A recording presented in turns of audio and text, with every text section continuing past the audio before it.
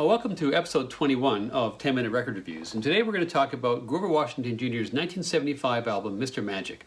And this is the first U.S. pressing of that. This is one of the high points of 1970s jazz funk. It's also one of the high points and maybe the crown jewel on the label Kudu, which was a subsidiary of Crete Taylor International, which is a really significant label in the history, well, certainly in the history of jazz funk, but also arguably in the history of jazz, and all the way through the 1970s. So Crete Taylor, of course, just to start with the label for a second on this one, Crete Taylor is a seminal figure in the history of jazz. He produces a lot of great records in the 50s, early 60s. Moves to Impulse, which he helps to start. He signs John Coltrane, and then shortly thereafter moves to Verve. Produces a whole bunch of fantastic music on Verve, including really bringing bossa nova into the mainstream, and the classic album Gets Gilberto is of course his work as well. He then moves to A&M, does some wonderful, I guess you might call it jazz pop work, particularly the Quincy Jones. And then in the late 60s, he decides to start his own label. So he starts Crete Taylor International, and then as a spin-off to focus very much on kind of R&B focused jazz funk, he creates Kudu. And this is the 20th album which comes out on Kudu. If you don't know much about Kudu, I urge you not to believe the middling reviews of Kudu records that you're going to find on Discogs or you're going to find on AllMusic or other places. These tend to be written, in my humble opinion, by jazz folks who don't particularly care for jazz funk because they think it's some kind of adulteration of jazz, or by R&B folks who think this music is too jazzy. But if you like the synthesis of the two styles, then Kudu, perhaps along with Flying Dutchman, is the label to collect, and it's pretty hard to find a bad Kudu album in my estimation. Taylor was meticulous, not just obviously in the production and in the talent selection, which is the heart of what he's done here, but also every Kudu album has extraordinarily high standards. It has all these glossy laminated covers, sort of pretty funky cover art, and so on. So everything about the label and the work was quality from top to bottom. Taylor also knew that the key part of jazz funk, it's funny how some producers didn't really get this, most did, but he knew that the key part is the bottom end. You have to have that. You have to be able to feel that big, fat, crisp bass. You have to be able to feel the drums, and that's typical of any album on that particular label. So Grover Washington was a session guy in late 60s and early 70s. He'd played with Johnny Hammond Smith. He played with Charles Earland, and he was signed as a session guy.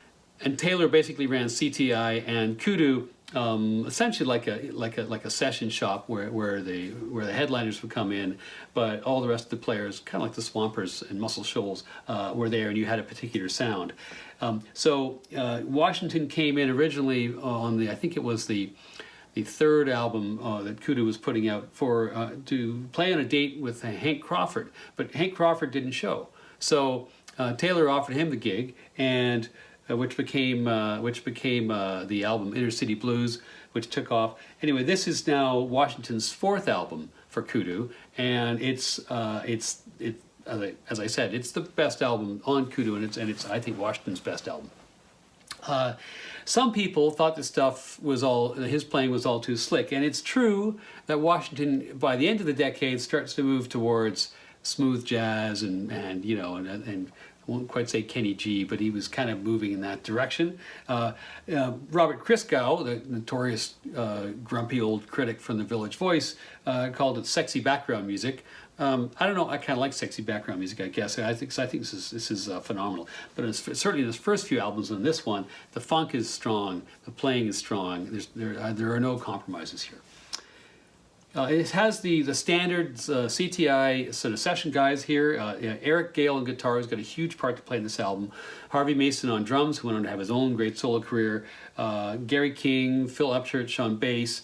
Ralph McDonald, who wrote the title track on percussion, and tying it all together is Bob James on keyboards, who's also the arranger of all these of all the of all the songs on the album, and James himself is next to Taylor is basically the biggest single fixture on CTI and Kudu.